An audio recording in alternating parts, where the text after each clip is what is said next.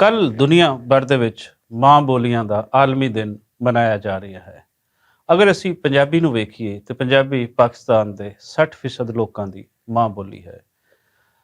ਪੰਜਾਬ ਦੇ ਅੰਦਰ ਪੰਜਾਬੀ ਨੂੰ ਅਜੇ ਤੱਕ ਉਹ ਮਕਾਮ ਨਹੀਂ ਦਿੱਤਾ ਗਿਆ ਜਿਹੜਾ ਇਸ ਨੂੰ ਮਿਲਣਾ ਚਾਹੀਦਾ ਸੀ। ਇਹ ਮਕਾਮ ਕਿਉਂ ਨਹੀਂ ਦਿੱਤਾ ਗਿਆ, ਇਸ ਦੇ ਪਿੱਛੇ ਅਗਰ ਅਸੀਂ ਜਾਈਏ ਤੇ ਖਾਸ ਮਾਈਂਡਸੈਟ ਹੈ। ਅੱਜ ਦੇ ਤਾਜ਼ਾ ਬਿਆਨ ਦੇ ਵਿੱਚ ਮੁਰਤਜ਼ਾ ਸੁਲੰਗੀ ਜਿਹੜੇ ਕਿ ਨਿਗਰਾਨ ਵਜ਼ੀਰ ਇਤਲਾਤ ਹਨ, ਉਹਨਾਂ ਨੇ ਤਾਜ਼ਾ ਖਬਾਸਤ ਬਕਦਿਆਂ ਹੋਇਆਂ ਇਹ ਕਿਹਾ ਹੈ ਕਿ ਪੰਜਾਬੀ ਕੋਈ ਬੋਲੀ ਨਹੀਂ ਹੈ, ਪੰਜਾਬ ਦੇ ਵਿੱਚ ਲੋਕ ਪੰਜਾਬੀ ਨਹੀਂ ਬੋਲਦੇ।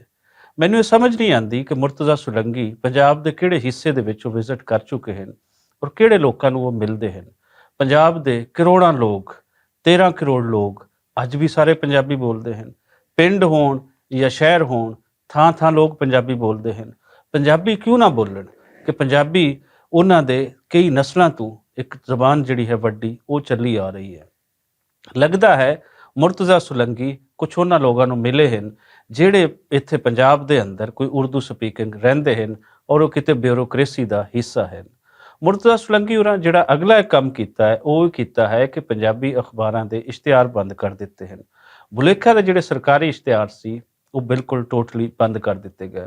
ਹੁਣ ਵੇਖੀਏ ਅਸੀਂ ਤਾਂ ਸਾਨੂੰ ਸਾਰੀ ਸਮਝ ਆ ਜਾਂਦੀ ਹੈ ਕਿ ਪੰਜਾਬੀ ਨੂੰ ਅੱਜ ਤੱਕ ਮਾਨਤਾ ਕਿਉਂ ਨਹੀਂ ਮਿਲੀ। ਪੰਜਾਬੀ ਅਖਬਾਰ ਜਿਹੜੇ ਕਿ ਪੰਜਾਬੀ ਜ਼ਬਾਨ ਦੀ ਇੱਕ ਮੁਅੱਸਰ ਆਵਾਜ਼ ਬਣ ਸਕਦੇ ਹਨ, ਉਹਨਾਂ ਨੂੰ ਇੰਜ ਦਬਾਇਆ ਜਾਣਾ ਇਹ ਸੋਚ ਨੂੰ ਸਾਰੇ ਨੂੰ ਸਾਡੇ ਸਾਹਮਣੇ ਵਾਜ਼ੇ ਕਰ ਦਿੰਦੇ ਹਨ ਕਿ ਇਹਦੇ ਪਿੱਛੇ ਕਿਹੜੇ ਲੋਕ ਹਨ ਜਿਹੜੇ ਸਾਡੇ ਹੱਕਾਂ ਨੂੰ ਦਬਾ ਕੇ ਬੈਠੇ ਹਨ। ਮੁਰਤਜ਼ਾ ਸੁਲੰਗੀ ਦੇ ਨਾਲ ਨਾਲ ਪੰਜਾਬ ਦੇ ਸੂਬਾਈ ਵਜ਼ੀਰ ਇਤਲਾਤ ਆਮਿਰ ਮੀਰ ਵੀ ਇਹੋ ਕੁਝ ਕਰਦੇ ਆ ਰਹੇ ਹਨ।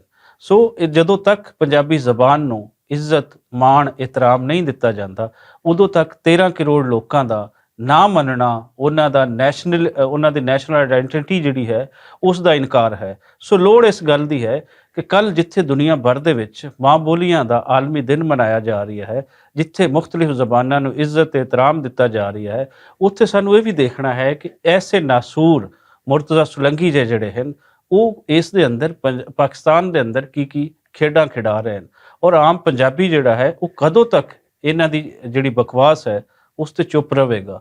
ਸੋ ਲੋੜ ਇਸ ਗੱਲ ਦੀ ਹੈ ਕਿ ਕੱਲ ਦੇ ਦਿਨ ਤੇ ਖਾਸ ਮੌਕਾ ਤੇ ਮੁਰਤਜ਼ਾ ਸੁਲੰਗੀ ਦੇ ਖਿਲਾਫ ਇਤਜਾਜ ਰਿਕਾਰਡ ਕਰਾਇਆ ਜਾਵੇ, ਆਮਿਰ ਮੀਰ ਦੇ ਖਿਲਾਫ ਇਤਜਾਜ ਰਿਕਾਰਡ ਕਰਾਇਆ ਜਾਵੇ ਕਿ ਇਹੀ ਉਹ ਕਬੀਲਾ ਹੈ, ਇਹੀ ਉਹ ਲੋਕ ਹਨ ਜਿਹੜੇ ਪੰਜਾਬੀ ਜ਼ਬਾਨ ਦੇ ਖਿਲਾਫ ਮੁਖਤਲਿਫ ਹੀਲੇ ਕਰਕੇ ਇਸ ਨੂੰ ਪਿੱਛੇ ਸੁੱਟ ਰਹੇ ਹਨ।